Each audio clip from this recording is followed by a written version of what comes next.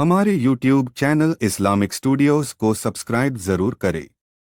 अल्हम्दुलिल्लाहि रब्बिल आलमीन वस्सलातु वस्सलामु अला खातमन नबिय्यीन अम्मा बअद फ़अऊज़ु बिल्लाहि मिनश शैतानिर रजीम बिस्मिल्लाहिर रहमानिर रहीम। पढ़िए अस्सलातु वस्सलामु अलैका या रसूल अल्लाह व अला आलिका व अस्हाबिका या हबीब अल्लाह। अस्सलातु वस्सलामु अलैका या नबी अल्लाह व अला आलिका व अस्हाबिका या नूर अल्लाह। बरेली के ताजदार इमाम इश्क व मोहब्बत, वो अजीम हस्ती के जो आज 100 साल उनको दुनिया से पर्दा किए हुए हो चुके हैं, आज भी हमें इश्क रसूल करना सिखाते हैं, आज भी हमें बताते हैं कि प्यारे आका से मोहब्बत कैसे करनी है। एक बार मदीने पाक का सफ़र था। आला हज़रत मौलाना इमाम अहमद रज़ा ख़ान साहब ने ये तमन्ना की कि मैंने जाना है और नबी पाक का दीदार करना है। हाज़री तो देते हैं, इस बार आका को अपनी आंखों से देखना है।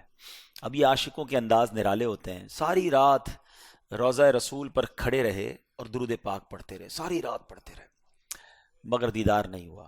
आशिकों को आजमाया जाता है, हाँ, कभी कभी आजमाइशें आती हैं। तो आला हज़रत इमाम अहले सुन्नत तो कमाल के आशिक थे, दुरूद पाक भी पढ़ा और उसके बाद एक कलाम लिखा याद मुस्तफ़ा में डूब कर। वो कहते हैं वो सुए लालाजार फिरते हैं, तेरे दिन ए बहार फिरते हैं, हर चरागे मज़ार पर कुदसी कैसे परवाना वार फिरते हैं, उस गली का गदा हूँ मैं जिसमें मांगते ताजदार फिरते हैं। अच्छा, ये मंजर तो जो भी मदीने गए सब ने देखा होगा कि दुनिया के बड़े बड़े बादशाह, बड़े बड़े वजीर आजम, वो गदा बनकर, गुलाम बनकर आका के दरबार में हाजिरी दे रहे हैं। आका का दर वो है जहाँ से बड़े बड़े ताजदार, यानी मैं भी भिखारी हूँ तो बड़े बड़े ताजदार भी उस दर के भिखारी हैं। उस गली का गदा, गदा कहते हैं फ़कीर को, भिखारी को, गुलाम को, कि उस गली का गदा हूँ मैं जिसमें मांगते ताजदार फिरते हैं।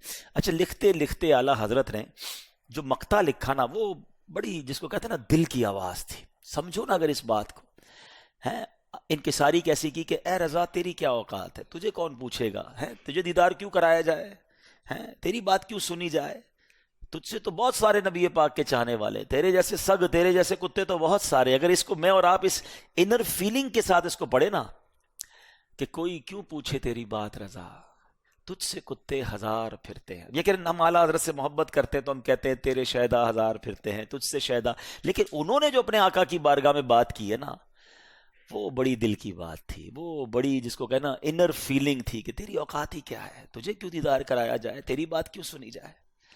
हाँ, जो दिल से बात निकलती है असर रखती है।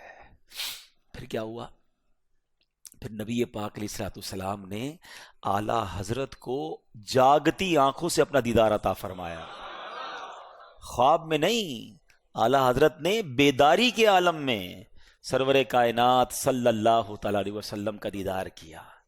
तो बात यह है कि वहां दिल की सुनी जाती है, पुकारना चाहिए और पुकार दिल से होनी चाहिए। वो कहते हैं ना, फरियाद उम्मती जो करे हाल जार में, परेशान होना, दुखी होना, पुकारो उन्हें, हाँ याद करो उन्हें, वो बड़े करीम हैं। आका तो कुरान कहता है ना कि मोमिनीन पर बड़े मेहरबान हैं, रऊफ हैं, रहीम हैं। वो मोमिनीन पर मुशक्कत आ जाए तो उन्हें गिरा गुजरता है, वो हमारी माँ से ज्यादा हमें मोहब्बत करने वाले हैं। तो क्या फरमाया, फरियाद उम्मती जो करे हाल जार में, मुमकिन नहीं कि खैर बशर को खबर ना हो, वल्लाह वो सुन लेंगे, फरियाद को पहुंचेंगे। इतना भी तो हो कोई जो आह करे दिल से। बस दिल से अगर पुकारा जाए तो आज भी करम होता है। आपने मदीने जाना है, आपने रसूल पाक अलैहिस्सलाम का दीदार करना है, आपने इश्क रसूल की खैरात मांगनी है, अपने दिल की बात उन्हें बतानी है, तो दिल से बात करें, हाँ, और दुरूद पाक की कसरत करें। आला हजरत ने भी तो सारी रात दुरूद ही पढ़ा था ना, हाँ, दुरूद पढ़ते रहें। दुखों ने तुमको जो घेरा हो तो दुरूद पढ़ो, जो हाजरी की तमन्ना हो तो दुरूद पढ़ो। दुरूद पाक की कसरत करें, आज भी करम हो जाता है। हाँ, आंख वाला तेरे जौबन का तमाशा देखे, हाँ आंख होनी चाहिए ऐसी, گناہ کر کے گندی چیزیں دیکھ کر آنکھوں سے حرام دیکھتے ہیں، پھر کہتے ہیں دیدار مصطفیٰ چاہیے۔ اگر آنکھ سے سرکار دو عالم علیہ الصلوۃ والسلام کا دیدار کرنا ہے، اگر کعبے کا دیدار کرنا ہے، گنبد خضرا دیکھنا ہے، تو آنکھیں پاک بھی تو رکھو نا، آنکھوں سے حرام بھی تو نہ دیکھو نا۔ آنکھ صاف ہوگی اور پاک کیسے ہوگی؟ خوف خدا سے رونے میں، عشق رسول میں آنسو بہیں گے نا، تو یہ آنکھیں انشاءاللہ پاک ہونے لگ جائیں گی۔ بری چیزیں نہ دیکھو۔ شاعر کہتے ہیں آنکھ والا تیرے جوبن کا تماشا دیکھے، دیدائے کور کو کیا آئے نظر کیا دیکھے۔ تو اللہ کرے کہ ایسی آنکھیں بھی نصیب ہو جائیں۔ بڑی پیاری بات مفتی اعظم ہند مصطفیٰ رضا خان صاحب نوری لکھتے ہیں نا، کچھ ایسا کر دے میرے کردگار آنکھوں میں، کچھ ایسا کر دے میرے کردگار آنکھوں میں،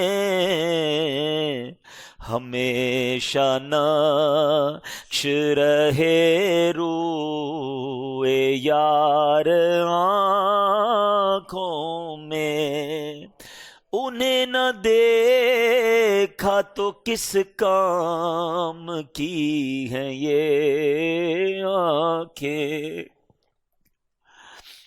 انہیں نہ دیکھا تو کس کام کی ہیں یہ آنکھیں، کہ دیکھنے کی ہے ساری بہار آنکھوں میں۔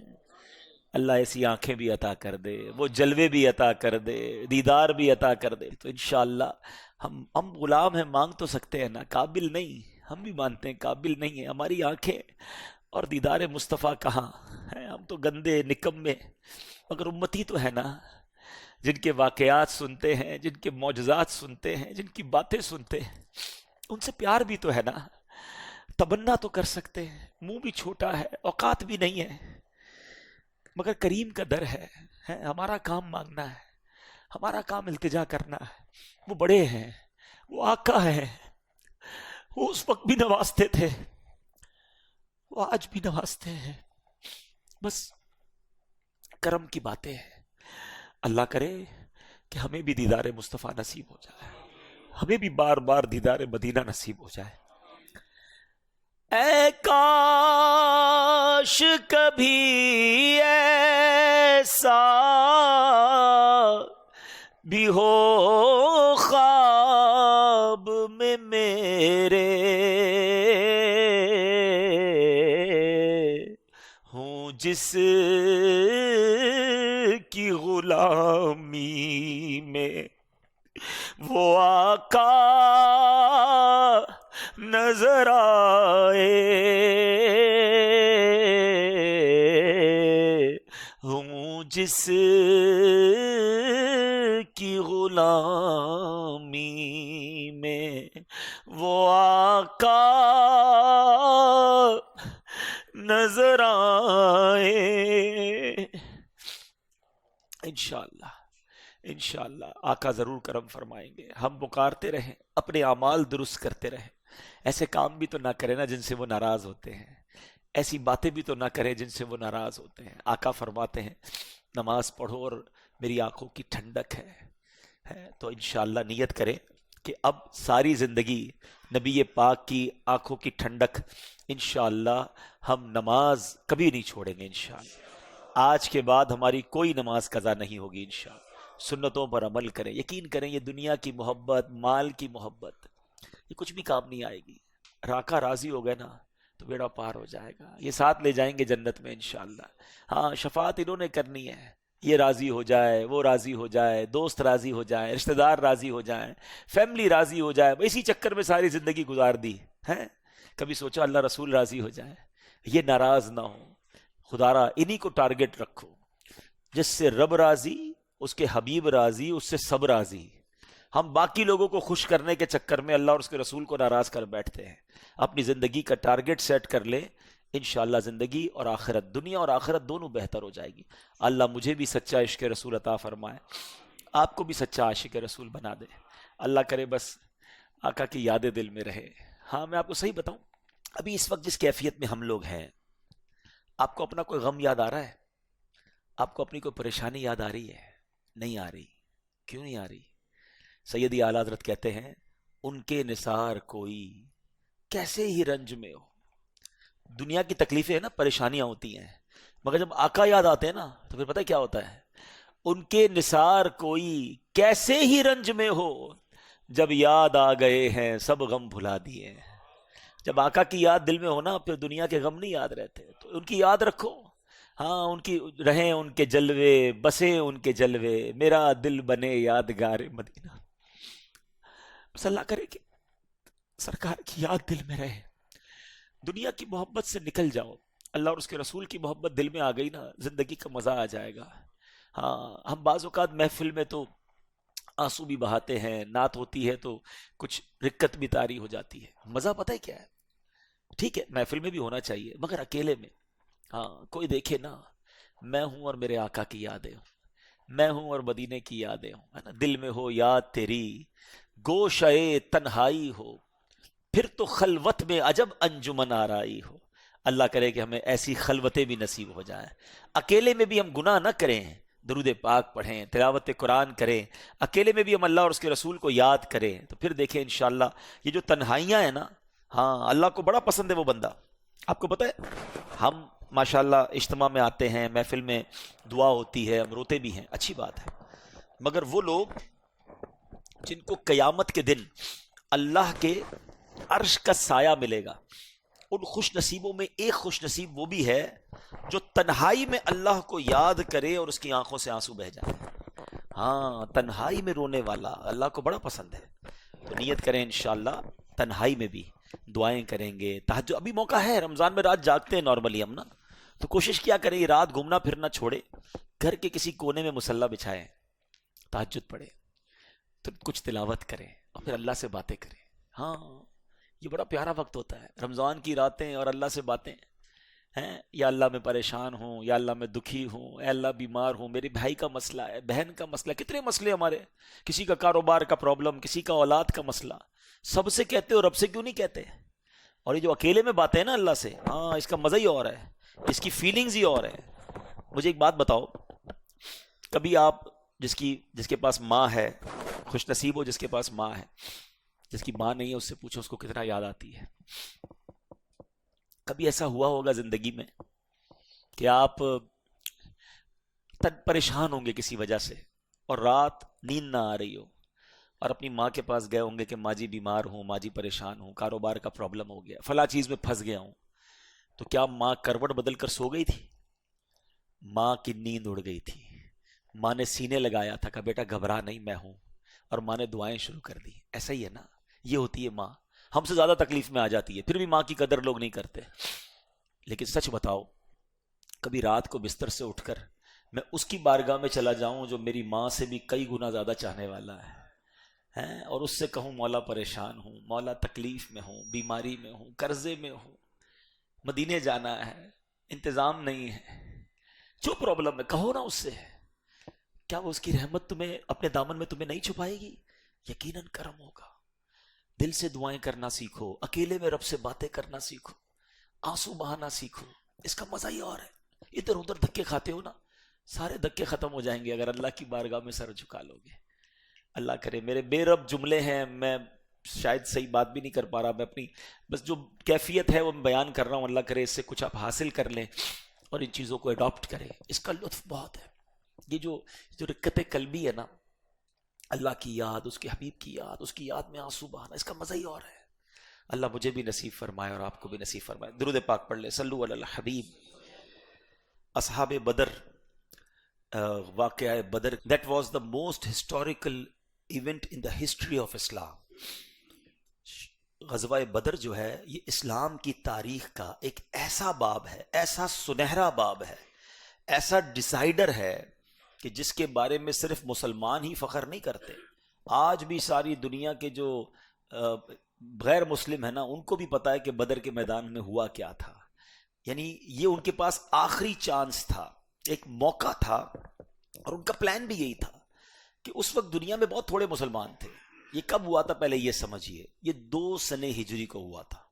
ہجری کس کو کہتے ہیں؟ کہ جب نبی پاک علیہ الصلوۃ والسلام مائیگریٹ ہو کر ہجرت کر کے مکے سے مدینے گئے، اب دوسرا ہی سال تھا۔ پہلے تو بڑی مشکل سے مکے سے نکلے تھے، یہاں بڑا ظلم تھا، مسلمان بھی گنتی کے تھے، مدینے شریف پہنچے، ابھی تو سکون کا گویا سانس بھی نہیں لیا تھا، دوسرا ہی سال تھا، اور ان بدبختوں نے ایک ایسا پلان کیا کہ مسلمانوں کو صفائے ہستی سے مٹا دینا ہے۔ ٹوٹل مسلمان کتنے تھے؟ 313، صرف 313۔ اب آپ اس کو تھوڑا سا اور ازیوم کر لیں کہ 313 بدر کے میدان میں تھے، تو اتنے ہی عورتیں یا بچے مکے میں ہوں گے، مدینہ شریف میں ہوں گے، تو ٹوٹل ملا کر 700-800 لوگ دنیا میں کلمہ پڑھنے والے تھے۔ اس کو سمجھیے گا، اور اس کی جو امپورٹنس ہے اس غزوے کی، کہ بدر کی رات نبی پاک علیہ الصلوۃ والسلام نے خاص دعائیں کی، اور پیارے آقا علیہ الصلوۃ والسلام نے اس رات یہ دعا کی کہ یا اللہ، اگر آج یہ مارے گئے تو پھر تیرا نام لینے والا کوئی نہیں بچے گا، پھر تجھے پکارنے والا دنیا میں کوئی ایمان والا نہیں بچے گا۔ اس طرح نبی پاک نے دعا کی تھی، اور پھر اس دعائے مصطفیٰ کا ثمرہ یہ ملا کہ پھر فرشتوں کی فوج کے ذریعے مدد کی گئی۔ پہلے 1000، پھر 3000، پھر 5000 فرشتوں کے ذریعے اس میں مدد کی گئی، اور پھر 313 کے مقابلے میں، اچھا کمپیریزن کیا تھا؟ ادھر 313 ہیں، ادھر تقریباً 950، اور ایک روایت کے مطابق 1000 تھے، جو غیر مسلمین تھے وہ 1000۔ مسلمانوں کے پاس 1 گھوڑا یا 2 گھوڑے تھے، 70 یا 80 اونٹ تھے، شکستہ کمانیں تھی، ٹوٹے پھوٹے نیزے اور پرانی تلواریں تھی۔ مسلمانوں کے پاس صرف یہی تھا، اور ان کے پاس کیا تھا؟ 950 افراد تھے، 100 برق رفتار گھوڑے تھے، 100 زرہ پوش جنگجو تھے، بلڈ پروف جس کو کہیں جیکٹ پہنے ہوئے وہ تھے، اور اسی طرح 600 اعلیٰ نسل کے اونٹ تھے، اور کھانے پینے کے ذخائر تھے۔ وہ روز کئی اونٹ ذبح کرتے اور مل کے کھاتے پیتے، رنگ رلیاں مناتے، ناچ گانے کرتے۔ تو یہ کمپیریزن تھا، مگر ساتھ ایمان تھا، ساتھ جذبہ تھا۔ وہ شاعر کہتے نا، تھے ان کے پاس 2 گھوڑے، 6 زرہیں، 8 شمشیریں، بدلنے آئے تھے یہ لوگ دنیا بھر کی تقدیریں۔ نہ تیغ و تیر پر تکیا، نہ خنجر پر نہ بھالے پر، بھروسہ تھا خدائے پاک پر لولاک والے پر۔ یہ لشکر سب سے انوکھا، یہ لشکر ساری دنیا سے انوکھا تھا، نرالا تھا، کہ اس لشکر کا افسر مصطفیٰ لولاک والا تھا۔ یہ کیسا لشکر تھا جن کو پتا تھا کہ کمپیریٹیولی تو مارے جائیں گے، مگر نبی پاک علیہ الصلوۃ والسلام ساتھ ہیں، اور اسلام کا ایک جذبہ تھا۔ اور پھر نبی پاک نے جو دعا کی اس رات، اللہ اکبر۔ اسی لیے کہتے ہیں کہ بدری صحابہ کی جو ویلیو ہے نا صحابہ کرام میں، وہ سب سے نرالی ویلیو ہے، ون آف دا موسٹ، جو ٹاپ لیول کے صحابہ کرام آتے ہیں نا، یعنی 4 خلفائے راشدین ہیں، پھر عشرہ مبشرہ ہیں، اور ان کے بعد بدر کے صحابہ کی جو ہے نا بڑی ویلیو ہے۔ بلکہ بعد میں بھی جو بدر کے صحابہ تھے نا، بدری صحابی کہلاتے تھے۔ جب صحابہ کرام آپس میں بیٹھتے نبی پاک کے دنیا سے پردہ فرمانے کے بعد بھی، تو صحابہ کرام دیکھتے کوئی بدری صحابی موجود ہے تو اس کا مشورہ لیتے تھے، ان کو عزت دیا کرتے تھے، کیونکہ یہ اس وقت موجود تھے اور ان سے رب نے مغفرت کا وعدہ فرمایا ہے۔ ویسے تو ہر صحابی نبی جنتی ہے، مگر بدری صحابہ سے بدر کے میدان میں جنہوں نے اپنے آپ کو پیش کیا، خاص طور پہ مغفرت کا وعدہ، ان کے تمام گناہوں کو معاف کرنے کا، ان کی خطاؤں سے درگزر کرنے کا وعدہ فرمایا۔ تو ایسے یہ صحابہ کرام ہیں۔ بہرحال میرے پیارے اسلامی بھائیوں، اب ہوا کیا، تھوڑا سا اس کی ڈیٹیل سمجھتے ہیں اور ایمان تازہ ہوگا۔ 313 صحابہ کرام جب بدر کی مقام پر پہنچے نا، تو مسلمانوں سے پہلے کفار نے اپنا یوں سمجھیے کہ ڈیرا ڈال لیا تھا۔ مسلمانوں نے اپنا سارا سسٹم جو ہے وہاں، غیر مسلموں نے اپنا ڈیرا پہلے ہی جما لیا تھا۔ تو وہ جو جگہ تھی نا، انہوں نے پانی دیکھ کر، نارمل زمین دیکھ کر اپنے خیمے گاڑ دیے۔ مسلمان جہاں پہنچے تو مسلمانوں کے پاس نہ پانی کا کوئی کنواں تھا، اور زمین بھی جو ہے نا وہ ریتیلی تھی، تو اس میں پیر صحیح جمتا نہیں تھا۔ تو اب صحابہ کرام نے نبی پاک سے عرض کی، حضور ہماری جو جگہ ہے نا، جہاں ہم کھڑے ہیں یا جہاں ہم پلان کر رہے ہیں، یہ جگہ سوٹیبل نہیں ہے، ہم کیسے یہاں پر وقت گزاریں گے؟ پانی بھی نہیں ہے، گھوڑے بھی ٹھیک کھڑے نہیں ہو پا رہے، زمین بھی انسرٹن ہے، ریتیلی ہے۔ تو اللہ کے حبیب علیہ الصلوۃ والسلام، سبحان اللہ، نبی پاک پر رب کی کیسی رحمتیں ہیں۔ بدر کے میدان میں ایک بارش آتی ہے، دیکھو یہ غیبی مدد کہتے ہیں نا، بارش اللہ کی رحمت ہے. کیسی رحمت والی بارش تھی؟ قرآن میں اس کا ذکر ہے. قرآن فرماتا ہے وَيُنَزِّلُ عَلَيْكُم مِّنَ السَّمَاءِ مَاءً لِيُطَهِّرَكُم بِهِ وَيُذْهِبَ عَنكُم رِجْزَ الشَّيْطَانِ وَلِيَرْبِطَ عَلَىٰ قُلُوبِكُم وَيُثَبِّتَ بِهِ الْأَقْدَامَ. قرآن کہتا ہے کہ اور آسمان سے تم پر پانی اتارا تاکہ تمہیں اس سے ستھرا کر دے اور شیطان کی ناپاکی تم سے دور فرما دے اور تمہارے دلوں کی ڈھارس بندھائے اور اس سے تمہارے قدم جما دے. سبحان اللہ.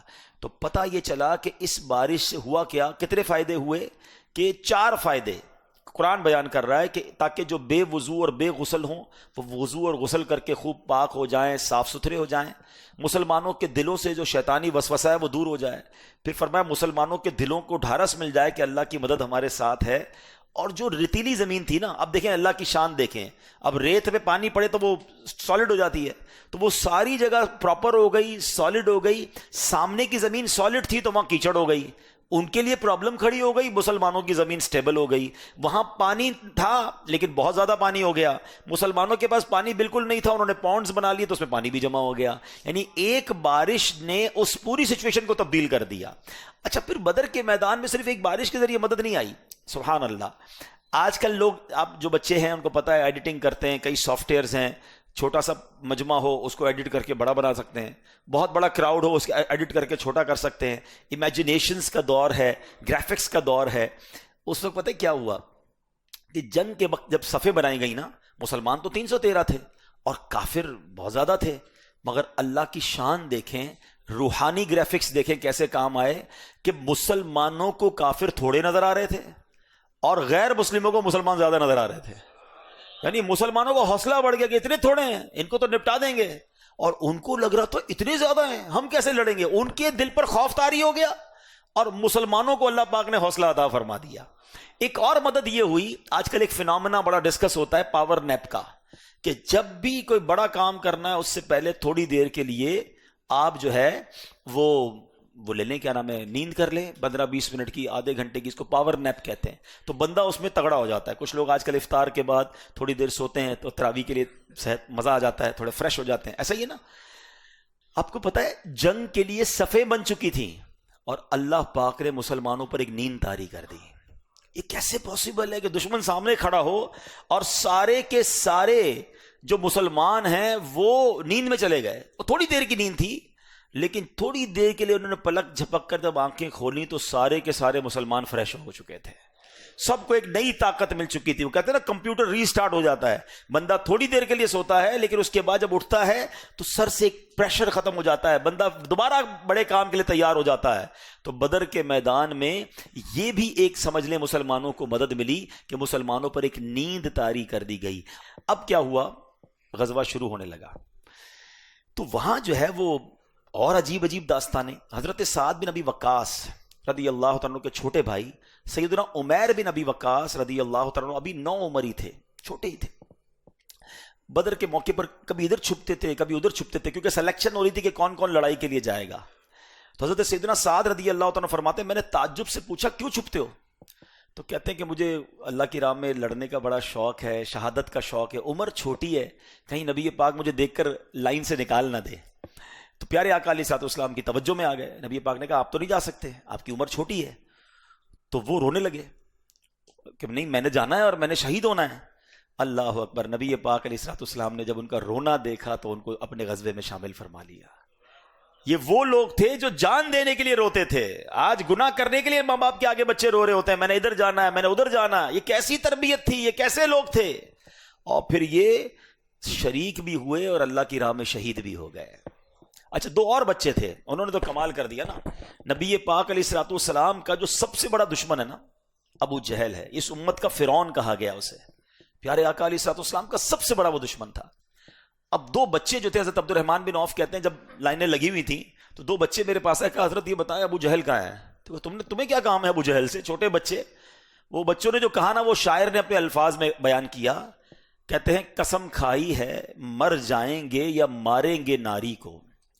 قسم کھائی ہے مر جائیں گے یا ماریں گے ناری کو، سنا ہے گالیاں دیتا ہے وہ محبوب باری کو.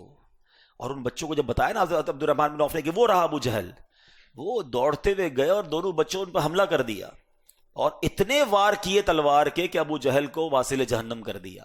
ان بچوں نے مار دیا. اللہ کی شان دیکھیں, ان کا جرنیل, ان کا سپہ سالار کسی بڑے طاقتور صحابی کے ہاتھوں ہلاک نہیں ہوا, برباد نہیں ہوا, بلکہ 2 چھوٹے بچوں کے ہاتھوں اس کا کام تمام ہو گیا.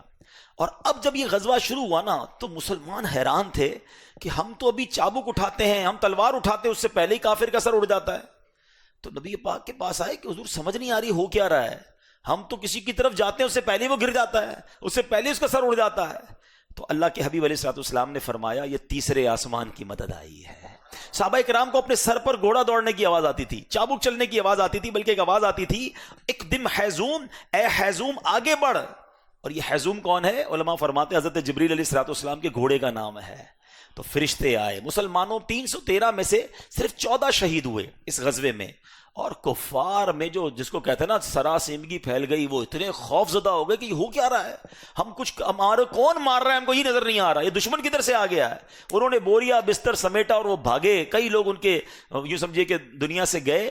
اور اس میں اس دن جو ہیبت پڑ گئی نا کفار کے دل پر کہ ان سے لڑائی کرنا آسان نہیں ہے, ان کے لیے تو فرشتے مدد کو آ جاتے ہیں. یعنی ان کا تو فل پلان تھا کہ 313 ایک ہی باری میں ختم کرو, اسلام کا نام ہی ختم ہو جائے گا, ختم لپیٹ دیا جائے گا اسلام. مگر انہیں کیا پتا تھا کہ کس کا دین ہے, کون سے حبیب علیہ الصلوۃ والسلام. اب تھوڑا سا میں ٹچ دے دیتا ہوں کہ جب بھی اسلام کو مٹانے کی کوشش کی گئی ہے نا, پھر دیکھیں کیسے غیب سے مدد آئی اور پوری دنیا کے لوگوں پر ہیبت طاری کر دی گئی.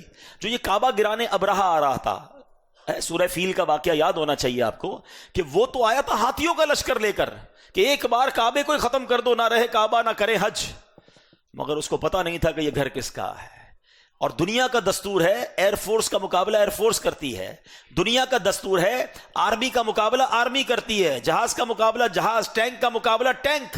ہاتھی آئے تھے تو اگر ان کا مقابلہ کرنا تھا تو رب نے کوئی بڑی چیز بھیجنی تھی نا, مگر میرے رب نے اپنی قدرت کا نظارہ کیسے دکھایا کہ چھوٹے چھوٹے ابابیل بھیج دیے. ابابیل اتنا سا پرندہ ہوتا ہے آپ کی مٹھی میں آ جائے گا. اچھا ابابیل کتنا بڑا کنکر کیری کر سکتا ہے, کوئی میزائل کیری نہیں کر سکتا, اتنے کنکر ہو سکتے ہیں, اتنا چھوٹا ہی پرندہ ہے. اللہ نے دنیا کو دکھانا تھا کہ جناب میرا رب چاہے تو ابابیل اور کنکر کے ذریعے ہاتھی والوں کے پرخچے اڑا سکتا ہے. کیا کہا تھا؟ الم تر کیف فعل ربک باصحاب الفیل. اے محبوب تم نے نہ دیکھا کہ اللہ نے ہاتھی والوں کے ساتھ کیا کیا ہے؟ پھر کیا ہوا؟ ان کو فجعلہم کعصف مأکول, انہیں بھوسے کی طرح پیس پیس ٹکڑے ٹکڑے کر دیا گیا. یہ ہمیں پتا چلتا ہے کہ جب اسلام پر ایسا حملہ ہوتا ہے نا اور ایمان والے مضبوط ہوں تو اللہ غیب سے کیسی مدد کرتا ہے. بس اللہ کرے کہ اصحاب بدر کے ایمان کی جھلک ہمیں مل جائے, ان کا حصہ ہمیں مل جائے. ہم بڑے کنفیوز رہتے ہیں, یار ہمارے وطن میں تو کچھ بھی نہیں ہے, او جناب بڑی طاقتیں ہیں تو فلاں کے پاس بڑی طاقت تو بڑی فوج اور بڑے معاملات. ارے میرے پیارے بھائیوں, ان کے پاس چاہے کتنی بڑی طاقت ہو, ہمارے پاس ایمان کی طاقت ہے. اپنے رب پر بھروسہ تو کرو نا. ہم یقیناً کمزور ہیں, اعداد و شمار میں ہمارا کوئی شمار نہیں ہے, مگر اب یہ پتا ہے کہ ان اللہ علی کل شیء قدیر, اللہ ہر چاہے پر قادر ہے. وہ چاہے تو ابابیل کے ذریعے ہاتھیوں کی فوج کو برباد کر سکتا ہے, وہ چاہے تو بدر کے میدان میں فرشتوں کی فوج بھی بھیج سکتا ہے. ہم اس رب کے ماننے والے, اس حبیب علیہ الصلوۃ والسلام کے دین کو ماننے والے, بس اپنے ایمان اور اپنے دین پر مضبوط رہے. اعداد و شمار جو ہے نا وہ مسلمانوں کے لیے کوئی حیثیت نہیں رکھتا. پرابلم یہ کہ ہم خود بھی تو کمزور ہو گئے نا, ہمارا اپنا ایمان, اپنا عقیدہ, اپنا بلیف کمزور ہو گیا. بڑی پیاری بات شاعر مشرق نے کہی نا, اگر آج بھی ہو ابراہیم سا ایمان پیدا.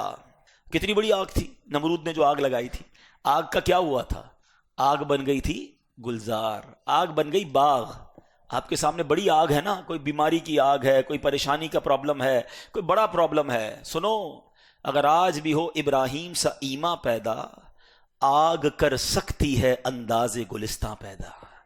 وہ والا ایمان آج مل جائے تو آج بھی آگ گلزار بن سکتی ہے. تو بہرحال میرے پیارے اسلامی بھائیوں, ہم سب نے یہ بات ذہن میں رکھنی ہے کہ ہمیں اپنے بدر کے اس واقعے سے ایمان کو مضبوط کرنا ہے. اچھا, بدر کے میدان میں ایک اور بہت خوبصورت بات یہ ہوئی کہ ایک رات پہلے, ابو داؤد شریف کی حدیث ہے, اب میں 2 حدیثیں پیش کروں گا, بہت سارے مسکنسیپشن, بہت ساری باتیں آپ کی کلیئر ہو جائیں گی. کنفیوژن پھیلانے والے بڑی کنفیوژن پھیلاتے ہیں, ٹھیک ہے. ابو داؤد شریف کی حدیث ہے, میرے آقا علیہ الصلوۃ والسلام نے ایک رات پہلے اپنے ہاتھ سے چھڑی کے ذریعے زمین پر، اپنے صحابہ کرام بیٹھے تھے اور ہاتھ سے چھڑی کے ذریعے بتایا کل یہاں فلاں کافر کا قتل ہوگا، کل یہاں فلاں کافر کی لاش ہوگی، کل یہاں فلاں کافر کی لاش ہوگی.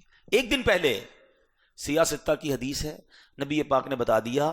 اور صحابی کہتے ہیں اگلے دن جنگ ختم ہونے کے بعد جہاں جہاں میرے آقا نے لکیر کھینچی تھی اور جس کافر کا نام لیا تھا اس کی لاش دوسرے دن اسی جگہ پر پڑی ہوئی تھی. کہ جنگ بدر کا نقشہ حضور جانتے ہیں، جو ہو چکا ہے جو ہوگا حضور جانتے ہیں. یہ میں حدیث پڑھ کے سنا رہا ہوں، کیسے ایک دن پہلے نبی پاک نے بتا دیا. نہ ماننے والے نہ مانیں، وہ ان کا پرابلم ہے. ٹھیک ہے، ہم یہ جانتے ہیں کہ اللہ کی عطا سے ہمارا عقیدہ الحمدللہ یہی ہے، رب کے بتائے بغیر کوئی کچھ نہیں جانتا ہے. رب کے پاس اپنا علم ذاتی ہے، وہ مالک ہے، وہ خالق ہے، ساری دنیا اس کی محتاج ہے، رب کسی کا محتاج نہیں ہے. مگر اگر رب اپنے پیاروں کو کچھ علوم عطا فرما دے تو کسی کو کیا پرابلم ہے؟ آج ہم بھی زندگی میں کرتے ہیں نا، ہیں کبھی ٹریول پر جائیں تو کسی مینیجر کو، کسی بیٹے کو، کسی جاننے والے کو پاور آف اٹارنی دے جاتے ہیں کہ میری پراپرٹی آپ ٹرانسفر کرا دینا، میرے بینک سے پیسے آپ نکلوا لینا. تو کوئی نہیں کہتا کہ بھئی یہ پراپرٹی اس کی ہے، کہتے پراپرٹی اس کی ہے، پاور آف اٹارنی اس کے پاس ہے، اختیارات اس کے پاس ہیں بلا تمثیل. اگر یہ بات دماغ میں بیٹھ جائے نا تو سارے وسوسے ختم ہو جائیں گے کہ اگر ہم یہ مانتے ہیں کہ اللہ کے نبی علیہ الصلوۃ والسلام یا اللہ کے پیاروں کے پاس کچھ کمالات یا کچھ اتھارٹیز ہیں تو رب کی دی ہوئی ہیں. اللہ کسی سے نہیں لیتا، اللہ کے پاس جو ہے اس کا ذاتی ہے. رب اپنے پیاروں کو جو چاہے عطا فرمائے، جتنا چاہے علم عطا فرمائے. نہ جانے کیوں لوگوں کو پرابلم ہو جاتا ہے. تو میں تو ابو داؤد شریف کی حدیث پڑھ رہا ہوں کہ نبی پاک نے ایک رات پہلے خود لکیریں کھینچ کر بتا دیا کہ کل کس کی کہاں موت ہونی ہے. اچھا، پھر جب یہ سارے مارے گئے نا، غزوہ ختم ہو گیا، تو نبی پاک علیہ الصلوۃ والسلام جب کفار کی لاشوں کو گھڑے میں ڈال دیا گیا نا، تو پیارے آقا علیہ الصلوۃ والسلام اس گھڑے کے پاس آئے اور آپ نے ان کا نام لے لے کر خطاب کرنا شروع کیا. اے عتبہ بن ربیعہ، اے شیبہ بن ربیعہ، اے فلاں، تم نے اپنے رب کے وعدے کو سچا پایا؟ ہم نے تو اپنے رب کے وعدے کو بالکل ٹھیک اور سچا پایا. حضرت عمر فاروق جب یہ دیکھ رہے ہیں تو آئے، کیا بات ہے حضرت عمر فاروق کی، اتنا کمال کا کوسچن کر لیا. وہ کہتے ہیں ساڈا مسئلہ ہی حل کر دیا. اچھا، حدیث کہاں کی ہے؟ یہ بخاری شریف کی حدیث. لوگ کہتے ہیں ریفرنس دیا کرو، چلو ریفرنس لے لو. بخاری شریف جلد نمبر 1 صفحہ نمبر 183. ٹھیک ہے، اب حدیث میں کیا ہوتا ہے کہ نبی پاک ان کفار کے لاشوں سے خطاب کر رہے ہیں. تمہیں پتا چلا رب کا وعدہ تمہیں مل گیا؟ تو حضرت عمر کہتے ہیں حضور آپ مردوں سے باتیں کر رہے ہیں، یہ تو دنیا سے چلے گئے. سنو میرے آقا علیہ السلام نے کیا جواب دیا. کہا کہ اے عمر، قسم خدا کی جس کے قبضہ قدرت میں میری جان ہے، تم زندہ لوگ میری بات کو ان سے زیادہ نہیں سن سکتے، لیکن اتنی بات یہ ہے کہ مردے جواب نہیں دیتے. بات سمجھ آ گئی؟ اچھا، اب نبی پاک اے عتبہ بن ربیعہ، ان لاشوں کو اے، اب اردو میں اے کہتے ہیں، عربی میں یا کہتے ہیں. اور آسان کر دیتا ہوں، چلیں مشکات شریف کی حدیث ہے اور شاید آپ سب کو قبرستان کی دعا یاد ہوگی. حدیث پاک سے نبی پاک نے دعا عطا فرمائی ہے، السلام علیکم، کیا بات ہے، السلام علیکم یا اہل القبور یغفر اللہ لنا ولکم وانتم سلفنا ونحن بالاثر. کیا کمال کی دعا ہے، کیا میسج ہے اس میں. اللہ کرے قبرستان جائیں، یہ دعا کریں اور دل میں کیفیت پیدا ہو. دعا کیا ہے؟ السلام علیکم یا اہل القبور، اے قبر والو تم پر سلامتی ہو. یغفر اللہ لنا ولکم، اللہ تمہاری اور ہماری مغفرت فرمائے. وانتم سلفنا ونحن بالاثر، تم پہلے چلے گئے، ہم بعد میں آنے والے ہیں. یہ اس دعا کا معنی ہے، میسج ہے نا. وہ چلے گئے، تمہاری باری ہے. قبر دیکھ کر یاد کرو، تم نے بھی جانا ہے. اللہ کرے ہم عبرت حاصل کریں. مگر ایک مسئلہ بھی حل ہو گیا نا. السلام علیکم، دوبارہ بولو، یا اہل القبور. قبرستان میں تو شرابی کی قبر بھی ہوتی ہے، جواری کی قبر بھی ہوتی ہے، گناہ گار کی قبر بھی ہوتی ہے، نیک کی بھی قبر ہوتی ہے. تو ایک گناہ گار قبر والے کو یا اہل القبور کہنا جائز، حدیث پاک میں ہے، آقا نے تعلیم دی ہے. اور ہم یا رسول اللہ کہیں تو پتہ نہیں کیوں پرابلم ہو جاتی ہے، ہم یا غوث اعظم کہیں تو نہ جانے کیوں پرابلم ہو جاتی ہے. یہ تو حدیثوں سے ثابت ہے نا.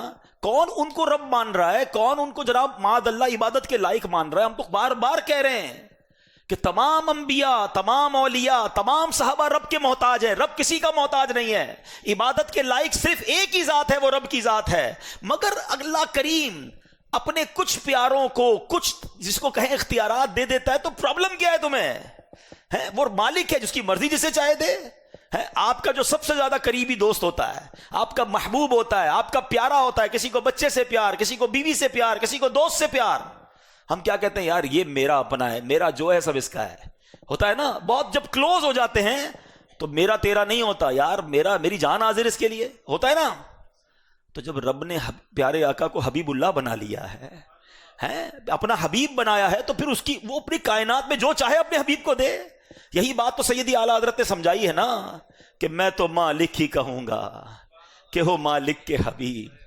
آپ نے دیکھا ہوگا بڑے بڑے جو فیکٹری ہوتی ہے یا بڑے بڑے ادارے ہوتے ہیں، اس میں جو بالکل سیٹ کے قریب ہوتا ہے یا مین آدمی ہوتا ہے، تو نیچے کا اسٹاف انہیں کو کہتا ہے مالک میرا کام کرا دیں، بھائی میرا کام کرا دیں۔ کیوں کہتے ہیں؟ یار پتہ یار یہ سیٹ صاحب کے بہت قریب ہے، یہ جائے گا میرا کام ہو کے آ جائے گا۔ ایسا ہی ہے نا، بلا تمثیل، خدا نہ خواستہ یہ وہاں مثال سمجھانے کے لیے دی ہے، کوئی اس ایگزامپل کو وہاں پیسٹ نہ کرے، سمجھ رہے ہیں؟ اعلیٰ حضرت کہتے ہیں میں تو مالک ہی کہوں گا کہ ہو مالک کے حبیب، یعنی محبوب و محب میں نہیں میرا تیرا۔ جو رب کا ہے اللہ نے اپنی عطا سے اپنے حبیب کو بہت کچھ عطا فرمایا ہے، تو اس میں کیا ٹینشن ہے؟ ٹھیک ہے، پرابلم جب ہوتا، ٹینشن جب ہوتا جب معاذ اللہ کو یہ سمجھتا کہ جناب فلاں ولی یا فلاں نبی جو دیتے ہیں وہ اپنی طرف سے دیتے ہیں، اللہ سے لے کے نہیں دیتے، ان کا علم ذاتی ہے، پھر تو شرک ہو جائے گا۔ ہم سب کا ماننا یہ ہے کہ خالق، مالک، دینے والا، زندگی، موت، شفا سب دینے والا رب ہے اور اس کا سب کچھ ذاتی ہے، مگر اگر اس نے اپنے کرم سے کچھ لوگوں کو اختیار دیا ہے تو کوئی ٹینشن کی بات نہیں ہے، وہ جو بھی دیتے ہیں رب سے لے کر دیتے ہیں۔ اور میں نے آپ کو حدیث پاک سے ثابت کر دیا کہ نبی پاک فرما رہے ہیں یا اہل القبور۔ اچھا اہل القبور میں تو چلو مسلمان کی قبریں ہیں نا، بدر کے میدان میں تو غیر مسلموں کو نبی پاک پکار رہے ہیں، اے کفار تمہیں یاد ہے رب کا وعدہ مل گیا؟ حضرت عمر نے سوال بھی کر لیا، حضور آپ مردوں کو پکار رہے ہیں۔ تو امید ہے آئندہ کوئی کنفیوز کرنے کی کوشش کرے گا تو انشاءاللہ آپ کنفیوز نہیں ہوں گے، نبی پاک کو اللہ نے بڑے کمالات سے نوازا۔ چلو ایک اور حدیث سن لو، لوگ کہتے ہیں قرآن و حدیث سے بات کریں، آپ سب کو وہ حدیث یاد ہونی چاہیے۔ پیارے آقا علیہ الصلوۃ والسلام ایک بار احد کے پہاڑ پہ گئے، احد پہاڑ پہ زلزلہ آنا شروع ہو گیا، عاشق کہتے ہیں احد جھومنے لگ گیا، عشق کی زبان میں احد، نبی پاک آ گئے تو وہ جھومنے لگ گیا، ویسے زلزلہ آ گیا۔ اچھا ارتھ کویک، زلزلہ وہ آفت ہے، اتنی سائنس نے ترقی کر لی، آج تک دنیا کی کوئی طاقت نہ زلزلے کی پریڈکشن کر سکتی ہے کہ کب آئے گا، اور آ جائے تو روک بھی نہیں سکتی ہے۔ مگر دیکھو میرے نبی کی شان، سبحان اللہ، حدیث کے الفاظ ہیں میرے آقا نے احد پہاڑ کو ٹھوکر لگائی، اے احد رک جا، کیا تجھ پر ایک نبی، ایک صدیق اور 2 شہید ہیں؟ احد کا زلزلہ رک گیا۔ 2 باتیں سیکھنی ہیں، ایک تو اللہ نے نبی پاک کو اتھارٹی کیسی دی ہے۔ سیدی اعلیٰ حضرت فرماتے ہیں نا، ایک ٹھوکر سے احد کا زلزلہ جاتا رہا، آقا نے ٹھوکر لگا دی نا، ایک ٹھوکر سے احد کا زلزلہ جاتا رہا، رکھتی ہیں کتنا وقار اللہ اکبر ایڑیاں، اللہ نے ایسا کمال دیا، یہ تو شان مصطفیٰ ہے۔ مگر ایک سوال ہے جناب، پیارے آقا نے فرمایا ایک نبی، ایک صدیق اور 2 شہید ہیں، نبی تو نبی پاک علیہ الصلوۃ والسلام ہو گئے، صدیق ابو بکر صدیق رضی اللہ تعالیٰ عنہ ہو گئے، 2 کون ساتھ تھے؟ حضرت عمر ساتھ تھے، حضرت عثمان ساتھ تھے۔ پیارے آقا کو پہلے کیسے پتہ چل گیا کہ یہ شہید ہوں گے؟ یہ تو حیات تھے نا، ساتھ موجود تھے پہاڑ پر۔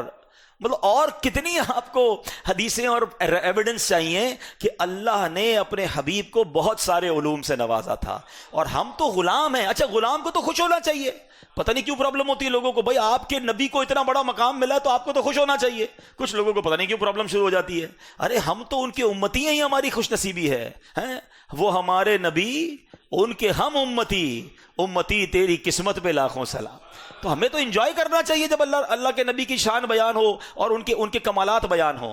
تو بہرحال میرے پیارے اسلامی بھائیوں، بدر کا واقعہ one of the amazing historical event in the history of Islam, اللہ نے جو مدد فرمائی، سبحان اللہ، ایمان تازہ ہو جاتا ہے۔ مگر وہ صحابہ اپنا کام کر گئے، انہیں تھوڑی پتا تھا کہ فرشتے آئیں گے، وہ تو جان دینے ہی گئے تھے، وہ تو گئے تھے قربان ہونے، انہوں نے کہا تھا حضور ہم آپ کے ساتھ ہیں، ان کو پتا تھا کہ مارے جائیں گے، مگر اللہ کے نام پر سب کچھ قربان کرنے کے لیے وہ تیار تھے۔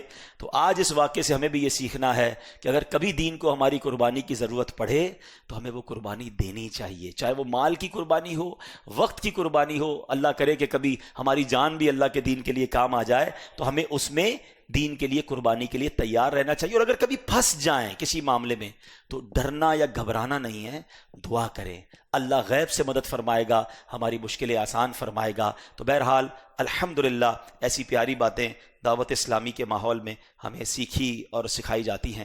ہمیں دعوت اسلامی کے اس ماحول سے وابستہ رہنا ہے، ہو سکے تو اسی طرح کے اجتماعات میں آتے رہے۔ اللہ پاک ہم سب کو عمل کرنے کی توفیق عطا فرمائے، آمین بجاہ النبی الامین صلی اللہ تعالی علیہ وسلم۔ صلو علی الحبیب صلی اللہ تعالی علی محمد۔